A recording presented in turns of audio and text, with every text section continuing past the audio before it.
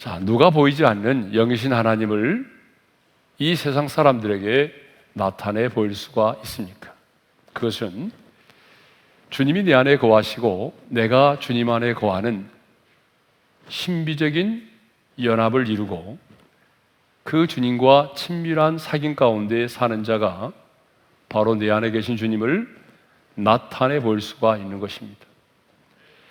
이 세상의 사람도 그렇듯이 우리가 주님 앞에 머물러 있는 시간이 많아지고 모세처럼 주님과 친밀한 사귐을 갖게 되면 내 자신도 모르게 내가 주님을 닮게 되는 것이고 주님을 닮은 내 모습을 통해서 세상의 사람들은 보이지 않는 그 하나님을 보게 되는 것입니다. 자, 그러면 누가 성령의 충만을 받습니까? 아니, 누가 하나님께서 행하신 일들을 통하여 보이지 않는 영이신 하나님을 나타내 보일 수가 있습니까? 바로 기도하는 사람입니다. 그래서 우리 주님은요, 자, 나를 믿는 자는 내가 하는 일을 그도 할 것이요 그보다 큰 일도 하리니, 이 말씀을 하시고 난 이후에 곧바로 기도에 관하여 말씀을 하셨습니다. 자, 13절의 말씀을 읽겠습니다. 다 같이요. 너희가 내 이름으로 무엇을 구하든지 내가 행하리니. 14절의 말씀도 읽겠습니다. 다 같이요. 내 이름으로 무엇이든지 내게 구하면 내가 행하리라. 자, 예수님은 왜 나를 믿는 자는 내가 하는 일을 그도 할 것이고 큰 일도 하리니 내가 아버지께로 가미니라, 그리고 이어서 곧바로 기도에 관하여 말씀을 하셨을까요? 그것은 성령님께서 기도하실 때 바로 역사하기 때문입니다. 여러분, 성령님은요 폭군이 아닙니다. 성령님은 아무렇게나 그냥 막무가내로 역사하시는 분이 아니십니다. 성령님은 인격을 가지신 하나님이십니다. 그렇기 때문에 우리가 성령님을 인정하고 환영할 때에 성령님은 역사하시죠. 그래서 기도로서 성령님의 도우심을 구할 때에 성령님은 역사하는 것입니다. 자, 여러분은 기도에 있어서 제일 중요한 게 뭐라고 생각하세요? 시간이라고 생각하세요? 아니면 내용이라고 생각하세요? 아니면 정성이라고 생각하세요? 자, 여러분, 기도에 있어서 있잖아요, 제일 중요한 것은 예수님의 이름으로 기도하는 것입니다. 자, 오늘 본문 13절 다시 한번 읽겠습니다. 다 같이요. 너희가 내 이름으로 무엇을 구하든지 내가 행하리니. 자, 14절도 읽겠습니다. 다 같이요. 내 이름으로 무엇이든지 내게 구하면 내가 행하리라. 요한복음 16장 23절의 말씀도 읽겠습니다. 너희가 무엇이든지 아버지께 구하는 것을 내 이름으로 주시리라. 요한복음 16장 24절의 말씀도 읽겠습니다. 다 같이요. 지금까지는 너희가 내 이름으로 아무것도 구하지 아니하였으나 구하라, 그리하면 받으리니 너희 기쁨이 충만하리라. 자, 이렇게 예수님은 반복해서 내 이름으로 무엇이든지 구하면 내가 행하리라, 내 이름으로 구하라고 말씀하십니다. 여기서 내 이름은 누구의 이름이죠? 바로 예수님 자신의 이름을 말하죠. 그러니까 예수님 자신의 이름으로 기도하면 반드시 응답해 주시겠다는 거예요. 자, 그러므로 여러분, 기도에 있어서 제일 중요한 게 뭐예요? 바로 예수님의 이름입니다. 예수님의 이름으로 기도하는 거예요. 하나님은요, 우리의 정성 때문에 기도를 받으시는 것이 아닙니다. 여러분의 그 지극한 그 정성 때문에 감동을 받으셔서 응답하시는 분이 아니에요. 만일 하나님이 우리의 그 지극한 정성 때문에 감동이 돼서 우리의 기도를 들으시고 응답하신다면 우리의 기독교가 세상의 종교와 다를 바가 뭐가 있겠어요? 여러분, 세상의 종교 가운데는요, 정말 우리보다도 지극정성으로 제사를 드리고 지극정성으로 소원을 비는 사람들이 얼마나 많아요. 예. 그런데 우리 기독교는요, 지극정성으로 하나님을 감동시켜서 응답을 받는 기독교가 아닙니다.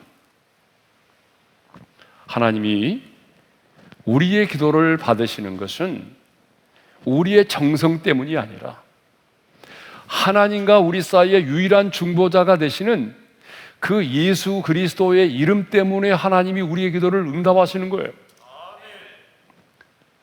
그러므로 기도는 누구나 하는 것이 아닙니다. 여러분, 기도는 아무나 하는 게 아니에요.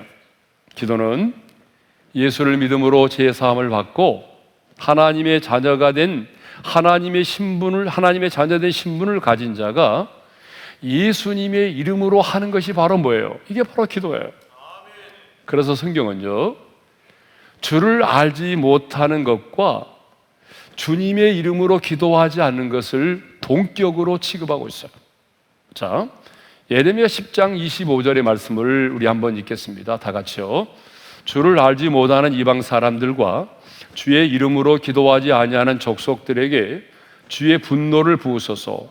여러분, 이 말씀을 잘 보세요. 이 말씀을 보게 되면 주님의 이름으로 기도하지 않는 족속들과 주의 이름으로 기도하지 않는 그런 족속들을 동격으로 취급하고 있어요.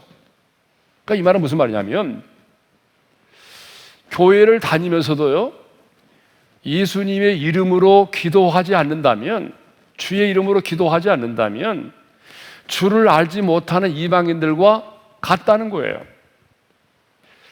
자, 여러분, 예수님의 이름으로 기도한다는 게 뭐죠? 예수님의 이름으로 기도한다는 첫 번째 의미는요, 예수님의 인격과 사역을 근거로 기도한다는 말이에요. 이름은 언제나 그 사람의 인격과 속성과 사역을 말합니다.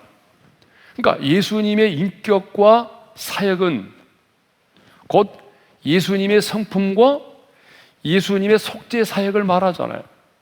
그러니까 예수님은 하나님이시고 하나님이신 예수님이 인간의 몸을 입고 이 땅에 오셔서 우리의 모든 죄를 담당하시고 십자가에 피 흘려 죽으심으로 우리의 모든 죄를 그분이 사하셨다. 그럼 맞죠? 그래서 예수님이 십자가에 달려 죽으실 때 어떤 일이 일어났나요? 성소와 지성소 사이에 그 성소의 휘장이 위에서부터 아래로 찢어졌잖아요. 그래서 누구든지 예수의 이름을 힘입기만 하면, 예수의 보혈을 힘입기만 하면 누구든지 이제는 은혜의 보좌 앞에 나아갈 수 있는 새로운 길이 열린 것입니다. 그렇기 때문에 하나님과 우리 사이의 유일한 중보자는 누구예요? 바로 예수 그리스도죠. 네. 이렇게 예수님의 이름은 예수님 자신의 인격과 사역을 말하고 있기 때문에 성경은요, 예수를 믿는 것과 예수의 이름을 부르는 것을 동일하게 간주하고 있다는 거죠. 그래서 사도 바울 로마서 10장 13절에서 이렇게 말하죠. 다 같이요. 누구든지 주의 이름을 부르는 자는 구원을 받으리라. 자, 이렇게 예수님의 이름은 예수님의 인격과 사역을 말하기 때문에 그 예수의 이름은 우리의 구원이 되는 것이고 능력이 되는 것입니다. 예수의 이름은 예수님의 인격과 사역을 포함하고 있기 때문에 우리가 그 예수님의 이름으로 기도하면 하나님 아버지께서 그 기도를 들으시고 응답하시는 것입니다. 초대교회 성도들은 이 예수님의 이름의 권세와 능력을 알고 있었습니다. 그래서 사도행전 3장을 보게 되면 성전 미문에 앉아서 구걸하던 남에서부터 안진병이 된 자를 베드로와 요한이 보고 베드로가 이렇게 말하죠. 금과 은은 내게 없지만 내게 있는 것으로 내게 주노니 나사렛 예수의 이름으로 일어나 걸으라. 금과 은은 없지만 뭐가 있다는 거예요? 예. 나사렛 예수의 이름을 가지고 있다는 거예요. 그래서 나사렛 예수의 이름으로 일어나 걸으라 하면서 그의 오른손을 잡아 일으키니 발과 발목이 힘을 얻고 일어나 걷고 뛰면서 하나님을 찬양하기 시작을 했습니다. 예수의 이름은 주문이 아니에요. 예수의 이름은 구원이고 능력입니다. 그래서 예수님은 마가복음 16장 17절과 18절에서 이렇게 말씀하셨습니다. 다 같이 읽습니다. 믿는 자들에게는 이러한 표적이 따르니 곧 그들이 내 이름으로 귀신을 쫓아내며 병든 사람에게 손을 얹은 나으리라. 성경을 보게 되면 초대교회 성도들은 하나님의 나라만 전하는 것이 아니라 하나님의 나라에 관하여 전할 뿐만 아니라 예수 그리스도의 이름에 관하여 전도했어요. 자, 사도행전 8장 12절의 말씀을 읽겠습니다. 시작. 빌립이 하나님의 나라와 및 예수 그리스도의 이름에 관하여 전도함을 그들이 믿고 남녀가 다 세례를 받으니. 그러니까 빌립은 사마리아 성에 들어가서 복음을 전할 때 하나님의 나라에 관해서만 전하지 않았어요. 예수 그리스도의 이름을 전도했다고 되어 있잖아요. 그러니까 예수 그리스도의 이름이 얼마나 우리의 구원이고 우리의 능력인가를 전했다는 거죠. 그래서 그 당시에 정부 당국자들과 종교 지도자들은요, 예수님의 이름을 제일 무서워했어요. 그들이 제일 무서워했던 게 뭐냐? 여러분, 예수의 이름이었어요. 그래서 그들은 사도들로 하여금 예수의 이름으로 말하는 것을 철저하게 금했어요. 사도행전 5장 40절의 말씀을 읽겠습니다. 다 같이요. 그들이 옳게 여겨 사도들을 불러들여 채찍질하며 예수의 이름으로 말하는 것을 금하고 놓으니. 그래서 그들이 제일 무서워했던 게 뭐예요? 예수의 이름이에요. 왜? 예수의 이름으로 명하면 병든 자가 고침받고, 예수의 이름으로 기도하면 응답받고, 예수의 이름으로 명령하고 선포하면 귀신이 떠나가기 때문이죠. 그래서 사도들은 예수의 이름으로 말하는 것을 철저하게 금했지만 예수님의 이름을 위하여 능력받는 것을 합당하게 생각하고 도리어 기뻐하였습니다. 자, 우리가 왜 예수님의 이름으로 기도합니까? 예수님의 이름이 예수님의 인격과 사역을 포함하고 있기 때문입니다. 그런데 오늘 너무나 많은 성도들이 예수님의 이름을 주술적으로 사용하고 있습니다. 아니, 어떤 분들은요, 예수의 이름을 기도를 마칠 때에 끝맺음의 말로만 사용하고 있습니다. 그러나 예수님의 이름은요, 주술이 아닙니다. 예수님의 이름은 여러분, 기도를 마칠 때 사용하는 끝맺음의 말이 아니에요. 우리는 기도를 마칠 때 예수님의 이름으로 기도합니다라고 말하지만 엄밀하게 말하면요, 우리는 기도를 시작할 때부터 예수님의 이름으로 기도해야 되는 거예요. 두 번째로, 우리가 예수님의 이름으로 기도한다는 것은 기도의 청구자가 내가 아니라 바로 예수님이라는 것을 말하죠. 자, 기도는 누가 하죠? 내가 하죠. 그런데 내가 예수님의 이름으로 기도한다면 기도의 청구자는 내가 아니라 바로 예수님이 되신다는 것입니다.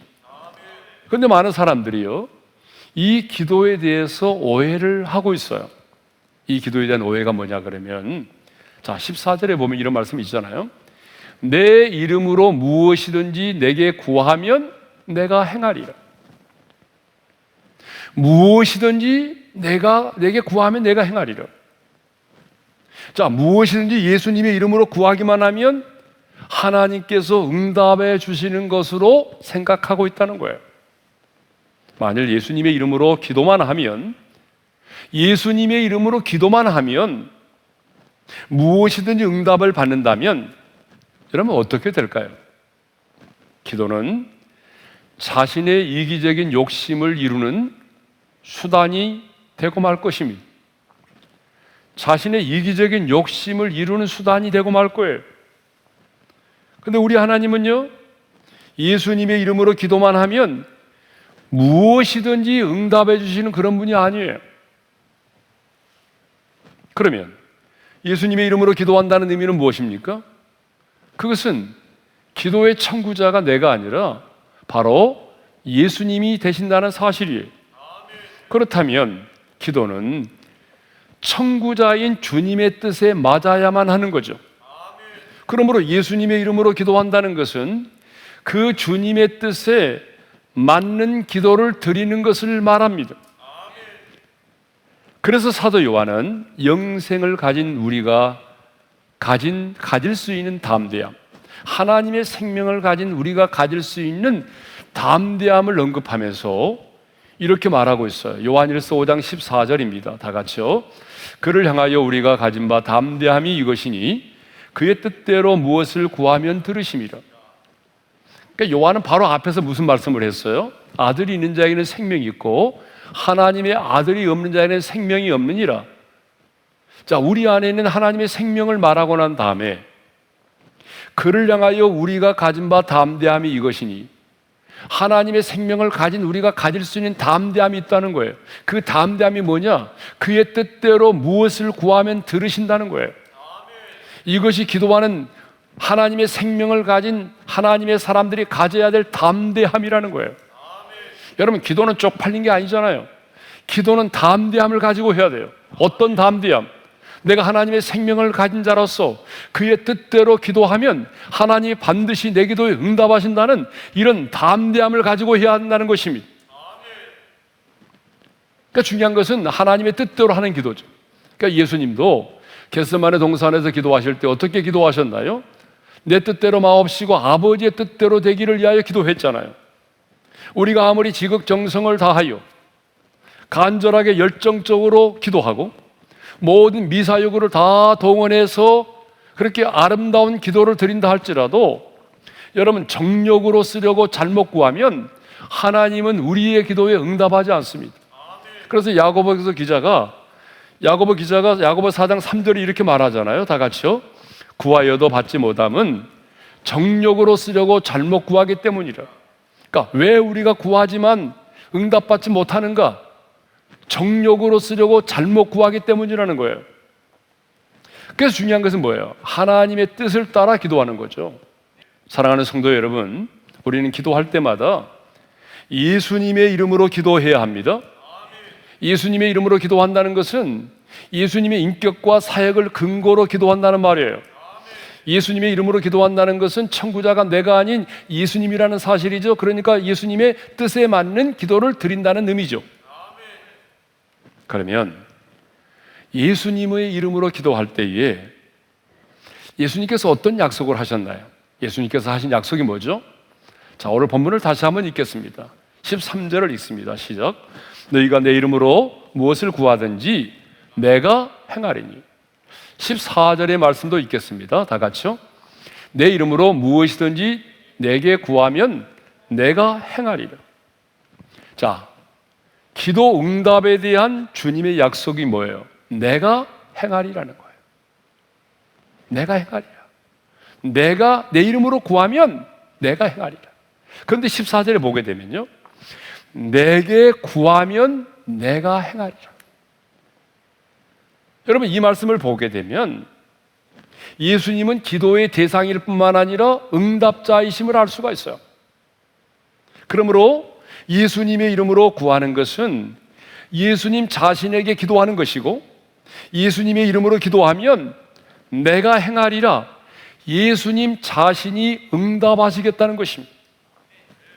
여러분, 내가 행하리라, 내가 행하리라, 얼마나 분명한 약속입니까?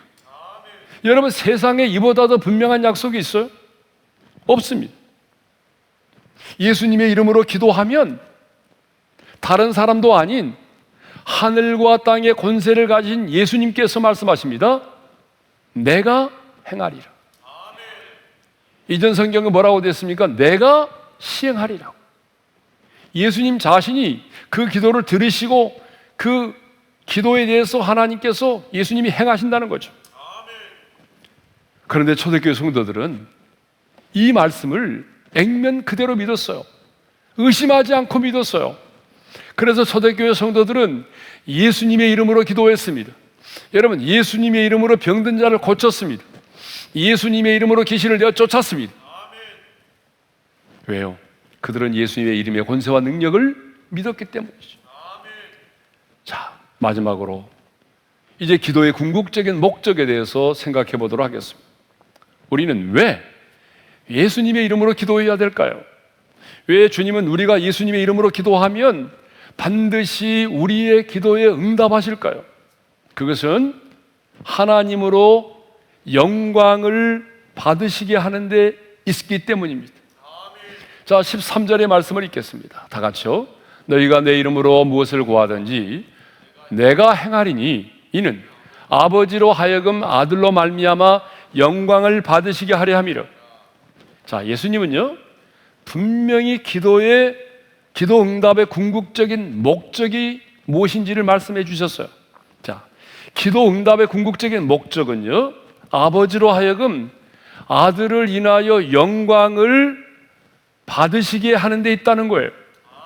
예수님께서 기도에 응답하시는 궁극적인 목적은 아버지로 하여금 아들을 인하여 영광을 받으시게 하는 데 있습니다. 자, 이 말씀을 보게 되면요 주님은 기도하는 우리보다도 더 응답해 주기를 원하시는 마음을 갖고 계세요. 여러분 그러지 않아요? 여러분 우리가 기도하면서 얼마나 그 기도에 응답하기를 원하는 마음을 갖고 있습니까? 그런데 기도하는 우리 자신들보다도요 우리 주님께서, 기도를 들으시는 우리 주님께서 우리보다도 기도에 더 응답해 주기를 원하는 마음을 갖고 계신다는 거예요. 왜냐하면 기도의 응답이 아들로 말미암아 하나님으로 영광을 받으시게 하기 때문이죠. 자, 우리가 예수님의 이름으로 기도하면 누가 행하시죠? 예수님이 행하시고, 영광을 누가 받으시죠? 그 아들로 인하여 아버지가 영광을 받으시는 겁니다. 사도 바울은 고린도전서 10장 31절에서 우리가 잘 아는 말씀, 이 말씀을 했어요. 다 같이요. 그런즉 너희가 먹든지 마시든지 무엇을 하든지 다 하나님의 영광을 위하여 하라. 그러니까 여러분 이 말씀대로 우리가 이 땅에서 살아야 될 삶의 이유가 뭐예요? 하나님의 영광을 위하여 사는 거잖아요. 그러면 여러분 정말 여러분 하나님의 영광을 위하여 살기를 원하십니까? 그렇다면 이번 한 주간 동안 여러분은 어떻게 사는 것이 하나님의 영광을 위해서 사는 삶일까요? 하나님의 영광을 위해서 살기를 원한다면 지금 팬데믹 시대이니까 여러분 누구도 만날 수도 없는 상황이잖아요. 그렇다면 기도에 무릎을 꿇으셔야 돼요. 말로만 하나님의 영광을 위해서 산다고 말하지 말고 정말 기도에 무릎을 꿇고 예수님의 이름으로 기도하셔야 돼요.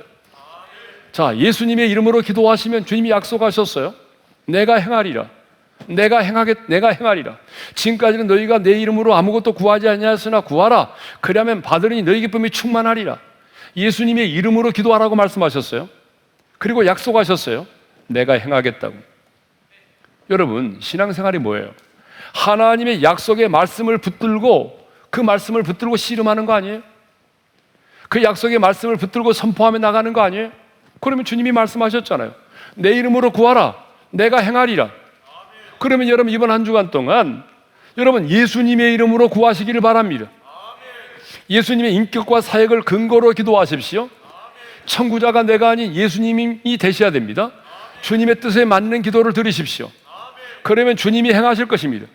주님이 행하시면 그 일로 인해서 하나님 아버지가 영광을 받으실 것입니다. 그러니까 정말 하나님의 영광을 위해서 살기를 원한다면 우리는 예수님의 이름으로 기도해야 합니다. 저는 이번 한 주간을 기대합니다. 저는 우리 올인의 모든 성도들이 정말 예수님의 이름의 권세와 능력을 경험하는 한 주간이 되기를 원합니다. 예수님의 이름으로 기도했을 때 예수님께서 어떤 일을 우리 가정에 행하시는지 여러분 모두가 볼 수 있기를 원합니다. 그래서 예수님의 이름의 권세와 능력을 새롭게 깨닫고 예수님의 이름으로 간구하고 예수님의 이름으로 부르짖어 기도해서 행하시는 그 하나님의 역사를 보고 또 우리 하나님의 영광을 받으시는 그런 놀라운 한 주간이 되기를 주님의 이름으로 축원합니다.